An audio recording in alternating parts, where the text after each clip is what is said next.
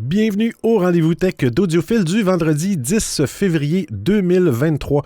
Comme à toutes les semaines, je profite de ce moment pour vous partager les actualités technologiques et parfois scientifiques que j'ai vues passer depuis notre dernier rendez-vous. Hein? Bla bla bla, qu'est-ce que c'est? Ça, c'est mon gabarit pour mon introduction. Je devrais demander à ChatGPT de me faire une introduction pour l'épisode. Je vais aller voir ça. ChatGPT, ici. Oh là là, qu'est-ce que ça dit? Oh, il y a un problème. ChatGPT plus subscriber login. OK, ils sont maintenant rendus... Il faut payer maintenant pour utiliser ChatGPT, mais il semble avoir un message comme quoi le serveur est à pleine capacité. Hein, donc, c'est pas disponible. Peut-être le prochain épisode. C'est pas très, très professionnel, hein, disons.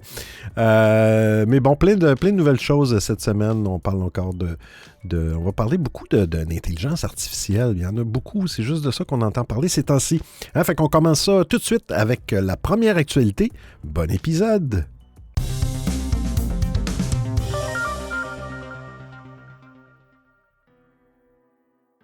Twitter sauvegarde maintenant votre fil préféré. Et je viens de le tester. J'avais mon application Twitter en anglais. Petite capsule techno. Si vous ne savez pas comment changer l'interface, allez dans les paramètres. Là, je parle sous iOS. Malheureusement, sur Android, je n'ai pas d'appareil. Mais allez dans les paramètres, dans l'application, naviguez vers le bas et vous allez trouver l'application Twitter. Et là, vous pouvez changer la langue. Et puis, ce qui va vous permettre d'avoir des menus dans la langue désirée. Et on a parlé la semaine passée, la version web permettait de choisir le fil qu'on voulait. Et quand on sortait, on quittait et on revenait dans l'application Twitter web et il se souvenait du fil. Fait que là, il y a deux fils. Le premier fil à gauche, c'est pour vous. Et celui à côté, c'est abonnement. Pour vous, c'est le fil que Twitter vous forçait avant, qui est un fil algorithmique. Donc, c'est pas chronologique. Tandis que abonnement, c'est pour les personnes que vous vous êtes abonnés et c'est un fil chronologique.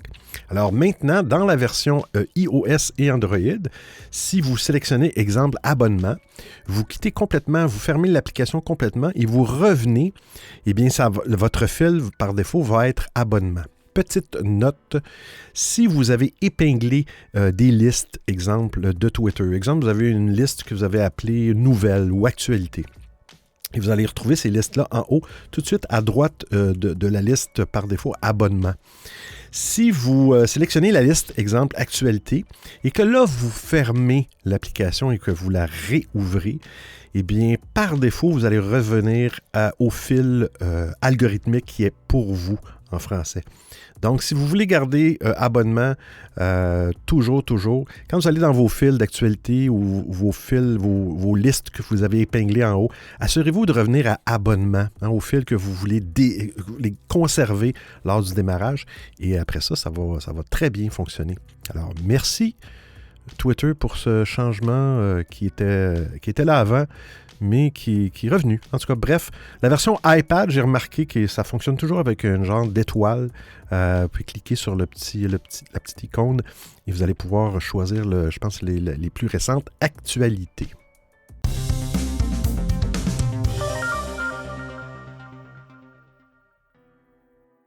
Twitter partagera les revenus des publicités avec les créateurs. Twitter va offrir la possibilité de partager les revenus associés aux publicités qui apparaissent le long des threads ou des fils de conversation de certains créateurs. Mais pour y avoir droit, il faudra répondre à une condition bien précise. On l'a beaucoup entendu ces derniers mois, Twitter a besoin d'argent, même des rumeurs de faillite. De la part de M. Musk. Depuis la reprise du réseau social par M. Musk, de nombreuses idées ont été proposées pour permettre de compenser l'impact du départ de beaucoup d'annonceurs. Même si un certain nombre d'entre eux seront finalement encore bien présents en 2023, mais les finances de l'oiseau bleu restent dans une situation compliquée. On a ainsi vu apparaître la possibilité de se faire certifier moyennant à peu près 10 euros, 10 $ américains, avec l'abonnement Twitter Blue. Cette souscription offre un certain nombre d'avantages, dont un qui vient tout juste d'être annoncé par Elon Musk sur Twitter. En effet, les membres de la pastille bleue du réseau peuvent maintenant partager avec l'entreprise des revenus publicitaires. Cette possibilité sera réservée aux abonnés créant des fils de discussion. Vous savez, ces longs fils de messages les uns à la suite des autres pour développer un sujet plus en détail. Ce format est l'occasion de voir apparaître des publicités. Elon Musk n'a pour le moment pas donné de précision sur le niveau de rémunération auquel auront droit les créateurs. Mais cette annonce s'intègre clairement dans la volonté du milliardaire de financer les créateurs de contenu. Il suivrait ainsi le modèle de toutes les plateformes qui marchent, que ce soit TikTok, YouTube ou même Twitch, le gros hit du moment. Elon Musk souhaite créer une application tout en un, comme WeChat, où l'utilisateur pourrait accéder à tous les services indispensables au quotidien. Mais pour cela, il lui faudra accroître la portée de son réseau social. Et il faudra aussi respecter l'ensemble de ses utilisateurs. Petite note personnelle.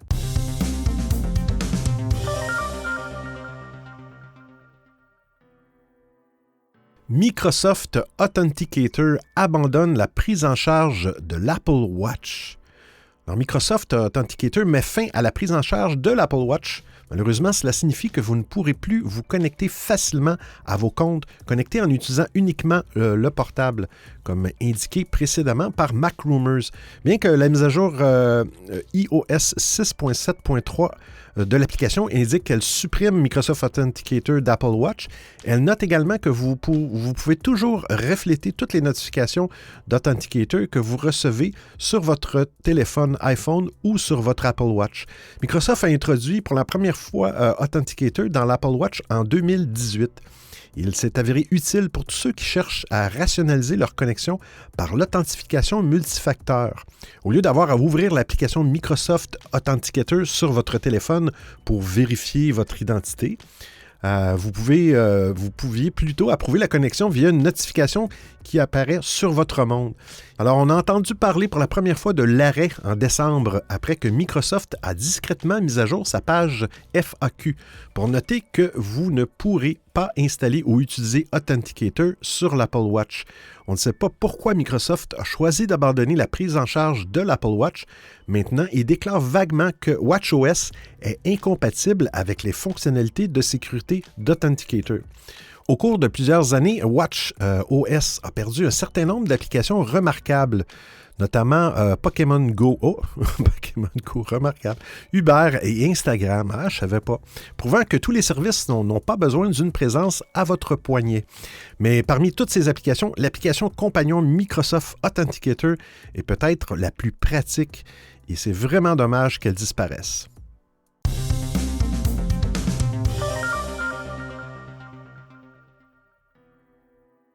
Microsoft fait sa révolution avec ChatGPT. Microsoft vient d'annoncer Prometheus, sa nouvelle intelligence artificielle reposant sur ChatGPT. La course commence aujourd'hui. C'est par ces mots que Satya Nadella, PDG de Microsoft, a qualifié la guerre qui s'ouvrait entre son entreprise et le géant Google. Une guerre visant à s'imposer comme le nouveau roi du web, propulsé par l'intelligence artificielle. Grâce à son partenariat scellé avec OpenAI en 2019, développeur de la célèbre intelligence conversationnelle ChatGPT, Microsoft affiche les moyens de ses ambitions. Au lendemain de l'annonce de Bard, qui est l'intelligence artificielle de Google, qu'on va parler plus tard au courant de l'émission, Satya Nadella a dévoilé le futur de Bing, qui est le moteur de recherche de Microsoft, et Edge, qui est son navigateur. Bien qu'elle soit basée sur ChatGPT, Prometheus, qui est le nom donné par Microsoft à cette nouvelle intelligence, sera beaucoup plus puissant que l'intelligence artificielle développée par OpenAI. Concrètement, l'intelligence artificielle sera intégrée complètement à Bing, le moteur de recherche de Microsoft, mais surtout à Edge, qui est son navigateur Internet. Microsoft parle d'un copilote pour une quantité inimaginable de tâches. Exemple, faire des recherches avancées, comparer des contenus, rédiger des textes, du code, résumer des documents, résoudre des calculs complexes, etc. Pour illustrer la puissance de ce nouvel outil, Microsoft a dévoilé des exemples d'applications dans Bing et Edge. Les premiers aperçus sont impressionnants et laissent entrevoir un avenir où l'intelligence artificielle générative fera partie intégrante de nos vies. Ah, oh là là! En dévoilant cette nouvelle intelligence artificielle, Microsoft compte bien faire de l'ombre à Google. Son compatriote présentait Bard, sa vision de l'intelligence artificielle conversationnelle, ce lundi. La riposte est donc très forte et promet un combat acharné entre les deux géants du web. Par le passé, Microsoft s'est laissé submerger par son rival Google. Le moteur de recherche de Google et son navigateur web Chrome dominent leurs marchés respectifs. Mais le retard pris par Google dans l'intelligence artificielle, d'ailleurs, Google a déclenché l'alerte rouge fin décembre 2022, pourrait rebattre les cartes. Microsoft joue jeu égal avec Google dans la révolution du web. Les deux entreprises ont de nombreux défis à relever, car les intelligences artificielles conversationnelles vont aussi bousculer toute une industrie. Qu'adviendra-t-il du référencement des sites web? La monétisation de l'audience. De la vérification des informations communiquées par des intelligences artificielles. Les questions demeurent nombreuses, mais comme l'affirme Satya Nadella, la course commence aujourd'hui. Une course aux allures de marathon.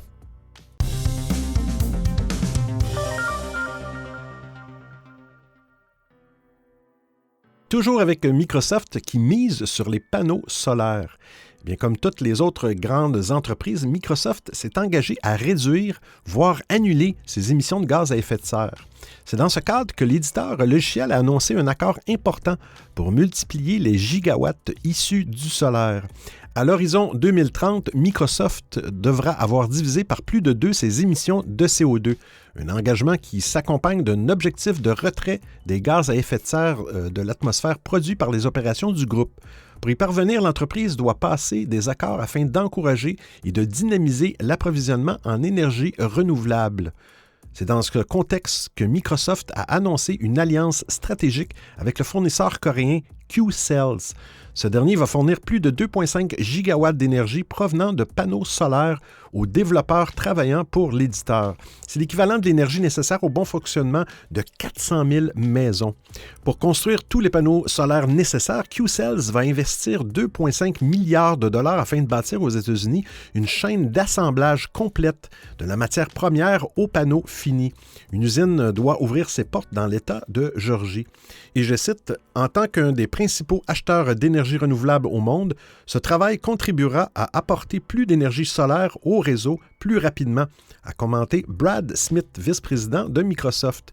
Le groupe a produit davantage de gaz à effet de serre l'an dernier par rapport à 2021, 2,5 millions de tonnes supplémentaires, en raison de la hausse des ventes de ces appareils et des services cloud. Il y a donc urgence à agir vite. Plus globalement, les États-Unis et une bonne partie du monde rencontrent des difficultés d'approvisionnement en panneaux solaires. La majorité de la production provient en effet de Chine, et plus précisément de la région du Xinjiang. J'espère que je l'ai bien prononcé, une province où la minorité des Ouïghours est persécutée par les autorités. En représailles, Washington a bloqué les importations de panneaux solaires provenant de cette province.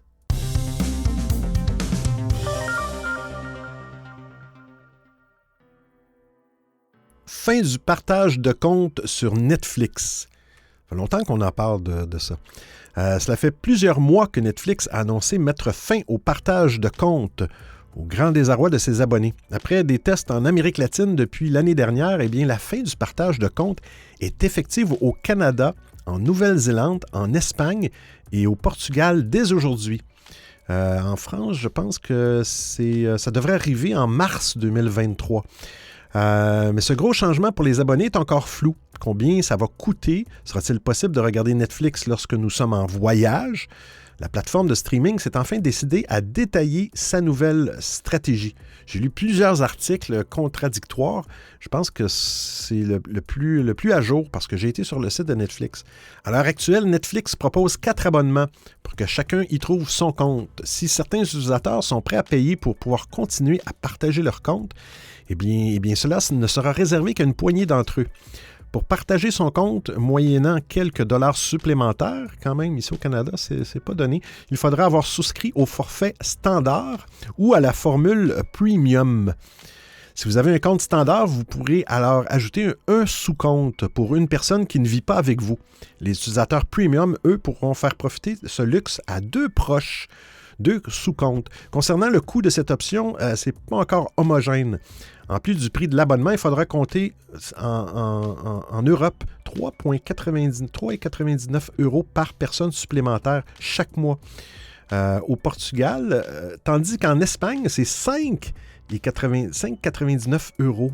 C'est vraiment pas le même prix. En Nouvelle-Zélande, les abonnés devront dépenser 7,99 $ néo-zélandais, un peu moins de 5 €. Et ici au Canada, 7,99 aussi dollars canadiens, soit environ 5,5 €. De nombreux abonnés s'inquiètent de la fin imminente de partage de comptes alors que 100 millions de foyers y ont recours dans le monde entier, donc 5 millions en France. Cette décision de Netflix est largement critiquée. Pire, 62% des abonnés disent qu'ils pourraient se désabonner lors de la mise en pratique officielle. Au Canada, j'ai lu que c'est le 21 février. Concrètement, si vous voulez continuer à profiter de Netflix, il faudra définir votre emplacement principal pour que Netflix puisse s'assurer que les personnes profitant de la plateforme vivent bien, toutes sous le même toit. La bonne nouvelle, vous pourrez toujours regarder Netflix sur vos appareils personnels si vous êtes en vacances ou en déplacement professionnel loin de votre domicile. Pour ce faire, la plateforme de streaming donnera des codes d'accès temporaires. Netflix utilisera l'adresse IP, les identifiants des appareils ainsi que l'activité du compte pour appliquer ses règles concernant le partage des mots de passe. Après le lancement en Espagne et au Portugal, la fin du partage de comptes se rapproche fortement de la France. Les abonnés de la France doivent se préparer à cette éventualité. On a parlé de mars 2023 qui plane au-dessus de leur tête depuis plusieurs mois. Reste à voir les réactions des abonnés lors du déploiement officiel de la fin du partage de comptes de Netflix. Je vais aller sur la page Netflix officielle ici au Canada. Et on donne effectivement les avantages d'un membre supplémentaire. Le membre supplémentaire, il pourra accéder à un nombre illimité d'émissions de télévision primées, de films, de documentaires, et puis encore sans une seule publicité. Bien sûr, on parle du plan standard et du plan premium. Liberté aussi de regarder Netflix via n'importe quel appareil connecté à Internet qui offre l'application Netflix, y compris les téléviseurs intelligents, les consoles de jeux, les lecteurs multimédia en continu, décodeurs, téléphones intelligents, tablettes, navigateurs web. Ils vont avoir la même qualité vidéo que le membre qui les a invités, la résidence principale. Ils vont avoir aussi leur propre compte, leur propre utilisateur et mot de passe. Ici, on dit les différences entre un membre primaire et secondaire. On parle de téléchargement aussi de films. Ça va être possible, mais seulement sur un téléphone, sur un appareil à la fois. Et les membres supplémentaires ne peuvent avoir qu'un seul profil. Ils ne peuvent pas créer de profil supplémentaire. Alors, si vous partagez votre compte avec quelqu'un qui a une famille, ils vont pouvoir avoir seulement un profil pour le compte supplémentaire. Et puis, ils vont devoir créer leur compte, effectivement, dans le même pays associé au compte primaire. J'ai bien hâte de voir ça. Ça s'en vient 21 février 2023 au Canada et 23 mars, possiblement, en Europe, en France.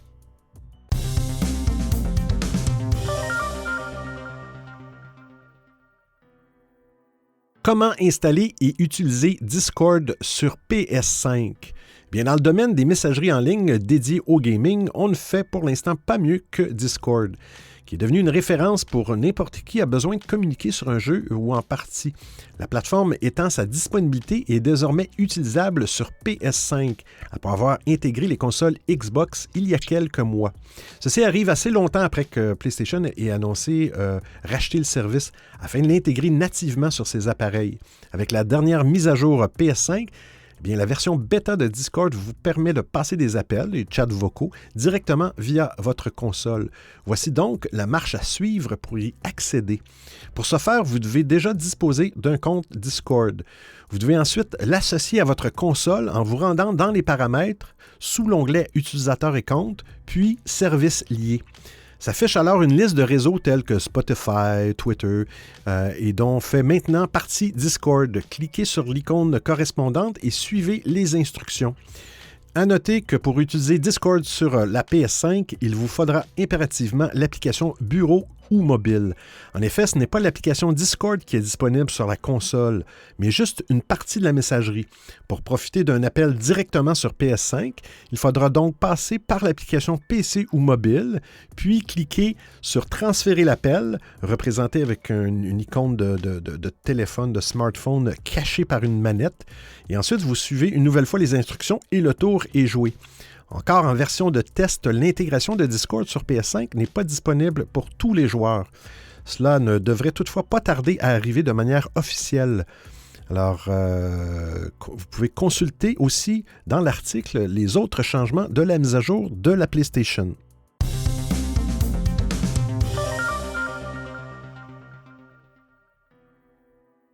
Le remake du jeu Myst sera bientôt disponible sur iOS. Oh mon Dieu, Myst, c'est très vieux. On va lire dans l'article. D'après moi, c'est très vieux. Si vous n'avez pas encore eu le temps de jouer, il y a une nouvelle version de Myst qui est sortie en 2021. Bien, vous aurez bientôt l'occasion de vous rattraper. Le studio Cyan Worlds vient d'annoncer que son remake allait être porté sur iOS, sur iPhone ou j'imagine sur iPad.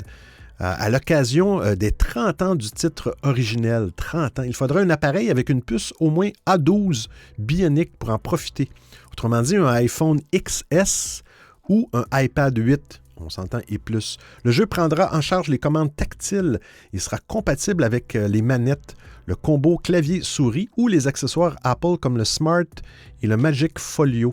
Le titre sera téléchargeable gratuitement, mais il faudra payer un achat à l'intérieur de l'application de 15 $ pour déverrouiller le jeu complet. La date de sortie n'a pas été annoncée, mais l'éditeur envoie des codes de test à la presse. Cela ne devrait donc pas trop tarder. Le remake de Myst, basé sur l'Unreal Engine 4, rafraîchit les graphismes du jeu d'origine qui est sorti en 1993, quand même. Il est optimisé pour les puces à Apple Silicon, les fameux Mac M1, M2 et plus. Récemment, Cyan a révélé qu'un remake de Riven, la suite de Myst, que je ne connaissais pas, était en développement, sans préciser sur quelle plateforme le projet serait disponible. Vous écoutez le Rendez-vous Tech d'Audiophile. Les modèles actuels de Tesla pourraient être privés de conduite 100% autonome. Mauvaise nouvelle pour de nombreux possesseurs de Tesla qui espéraient l'arrivée du pack Full Self Driving, le fameux FSD, sur leur voiture. Les modèles actuels n'en bénéficieront pas, malgré les promesses du constructeur. Très, très dommage. La prochaine génération d'équipements électroniques embarqués des voitures Tesla, connue sous le nom de Hardware 4, devrait permettre l'activation complète de la technologie Full Self Driving. C'est le même qui doit offrir la conduite automatisée en ville. Autrement dit, la conduite 100% autonome. Malheureusement, les modèles actuels, qui reposent donc sur le Hardware 3, ne pourront pas en profiter. Tesla leur propose pourtant d'acheter une option, capacité de conduite entièrement autonome, qui coûte 7 500 € en France. Une promesse qui va coûter très cher et qui pourrait ne pas être tenue par le constructeur. Et je cite, « Le coût et la difficulté de la rétrocompatibilité du Hardware 3 vers le Hardware 4 est assez significatif », a souligné Elon Musk durant la présentation des derniers résultats trimestriels de Tesla. Je cite, « Je pense donc que ça ne sera pas faisable économiquement », a ajouté le dirigeant. Lors du passage du Hardware 2.5 au Hardware 3, Tesla avait consenti à une mise à jour matérielle à tous ceux qui avaient acheté l'option FSD. Mais visiblement, le conducteur ne veut pas renouveler cette expérience. Néanmoins, le CEO de Tesla a voulu apaiser les craintes des conducteurs actuels. Certes, le Hardware 3 ne sera pas aussi bon que le Hardware 4, mais, je cite, « Je suis convaincu que le Hardware 3 dépassera le niveau de sécurité d'un conducteur lambda. » Si le Hardware 3 peut se montrer de 200 à 300% plus sûr que les humains, le Hardware 4 affichera un niveau de 500 à 600%, assure encore Elon Musk. Je cite, « Ce qui compte vraiment, c'est que nous améliorons la sécurité sur les routes, selon lui. » Le message risque quand même de mal passer auprès des conducteurs qui ont acheté l'option et qui doivent se contenter d'une conduite autonome de niveau 2.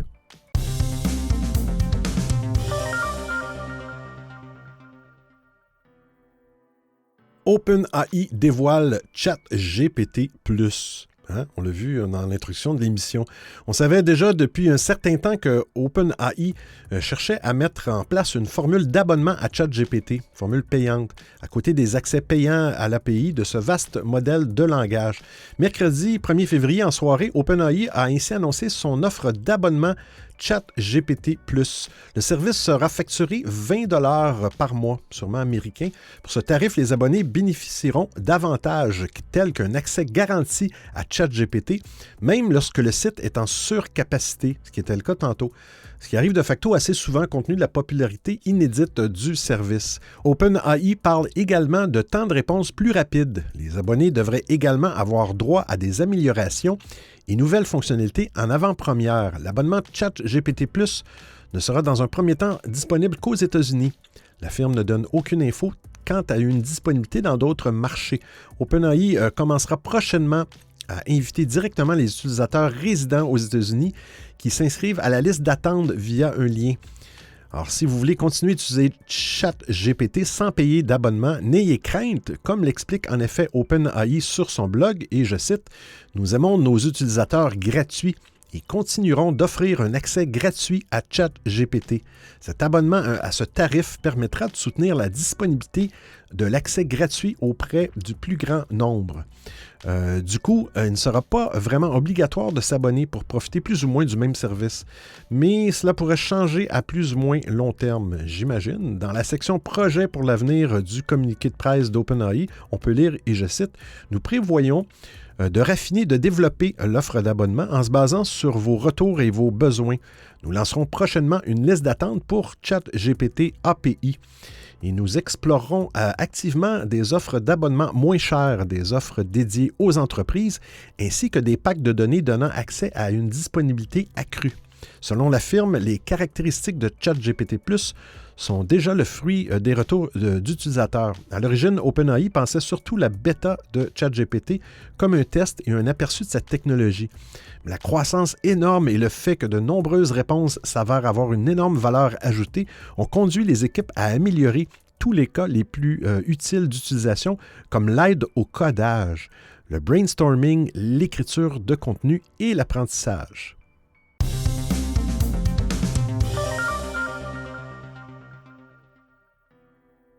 Google annonce Bard, son intelligence artificielle plus forte que ChatGPT.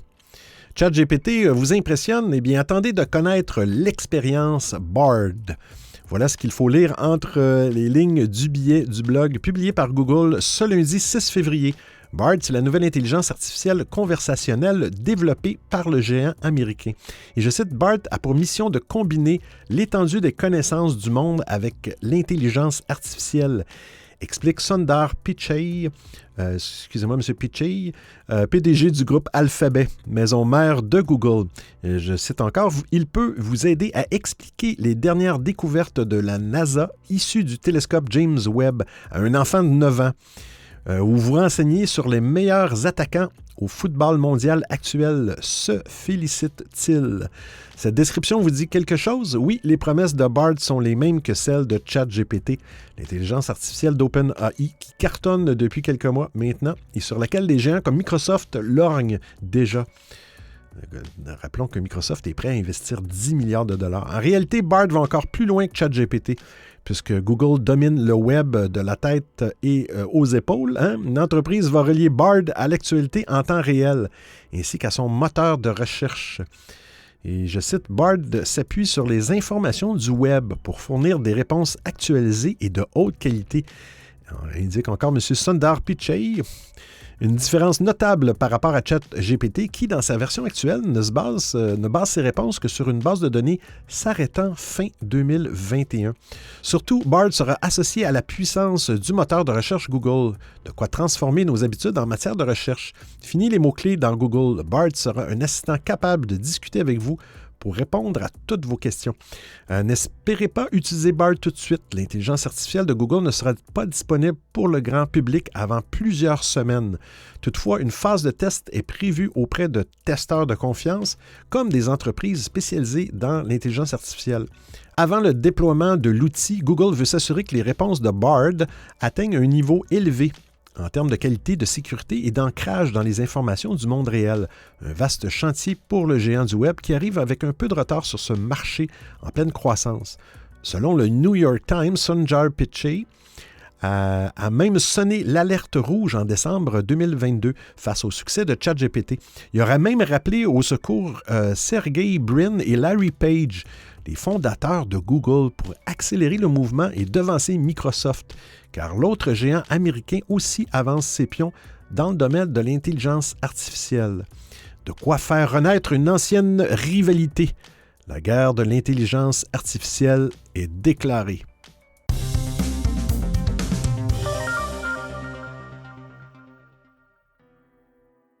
Cette ville regrette la prolifération des voitures autonomes.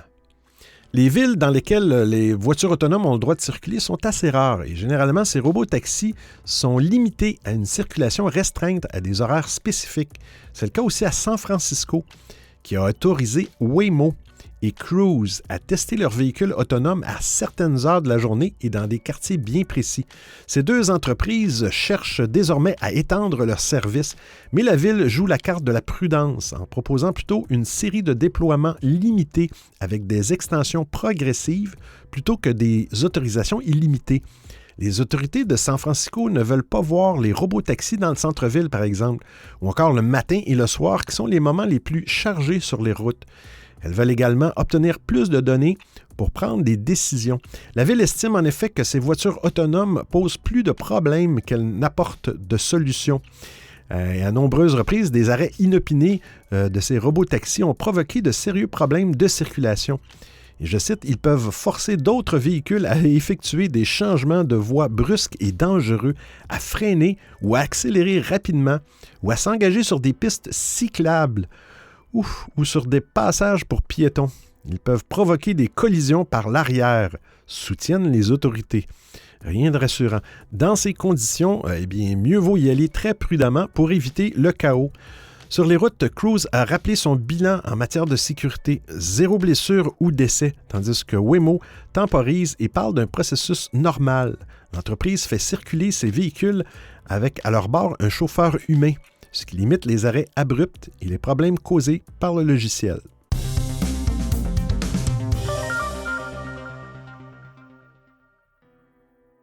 Une application qui permet d'allumer l'éclairage public de votre ville.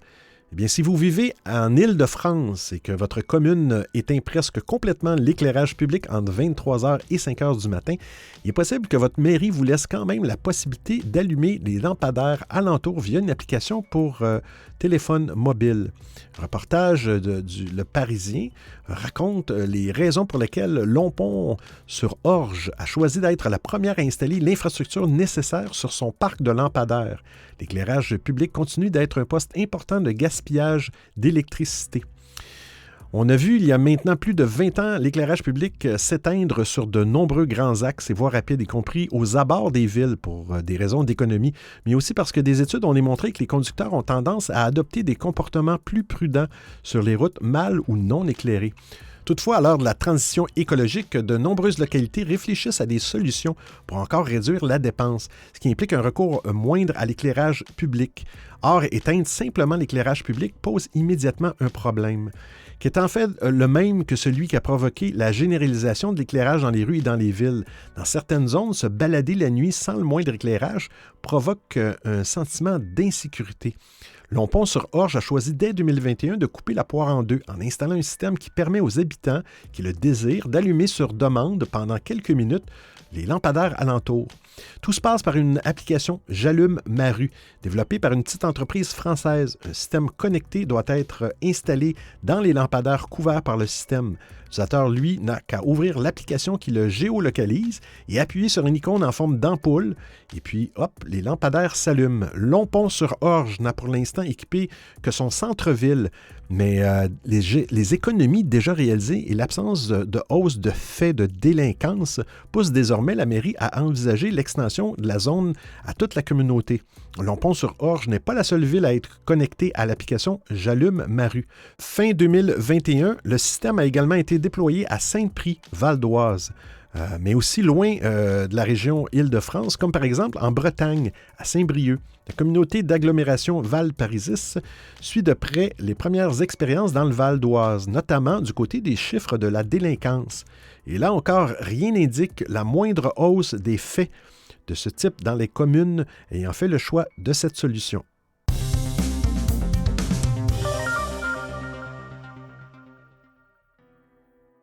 Des fenêtres pleines d'eau pour réduire sa facture d'énergie. Alors que les prix de l'énergie n'ont jamais été aussi élevés, tout est bon pour faire des économies sur la facture, mais sans sacrifier le confort. Ces vitres remplies d'eau pourraient bien trouver une place dans de nombreux logements. L'idée est originale et astucieuse.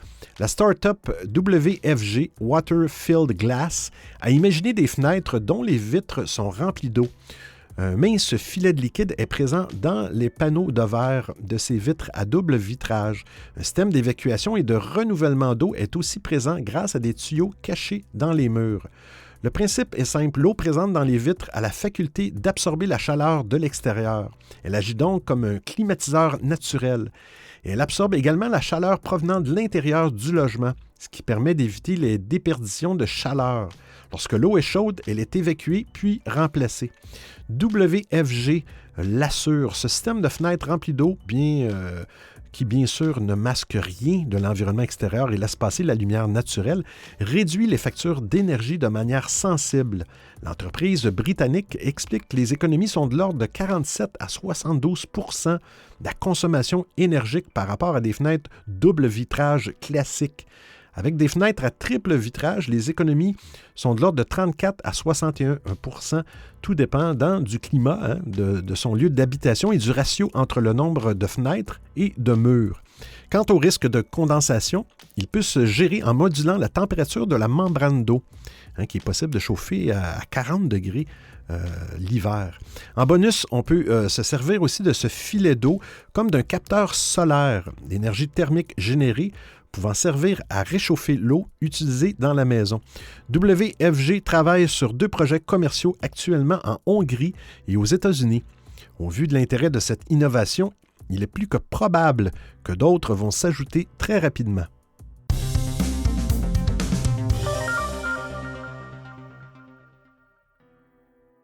Un pansement intelligent qui peut accélérer la cicatrisation. Les plaies peuvent avoir du mal à cicatriser rapidement. Les personnes atteintes de diabète sont particulièrement touchées par ce problème, tout comme celles qui souffrent d'ulcères des jambes ou encore celles ayant des déficits immunitaires. Ces millions de personnes doivent alors être suivies par un médecin pour espérer voir les plaies se refermer rapidement, alors qu'habituellement, une cicatrisation totale demande de 4 à 6 semaines. Bien, une équipe de chercheurs de l'Université de Stanford a mis au point une solution de pansement intelligent testée avec succès sur des souris. Le prototype contient un microcontrôleur, une antenne radio, des capteurs biophysiques ainsi qu'un simulateur électrique. Tous ces composants ont été intégrés dans un hydrogel composé d'un polymère caoutchouteux qui ressemble à de la peau, comme l'explique l'étude. Le pansement va suivre la guérison de la plaie en relevant la température et diverses autres informations biométriques. Ces données sont ensuite compilées dans une application mobile qui va alors déterminer si des stimulations électriques sont nécessaires pour accélérer la cicatrisation, ce qui passe par la croissance des tissus de la peau.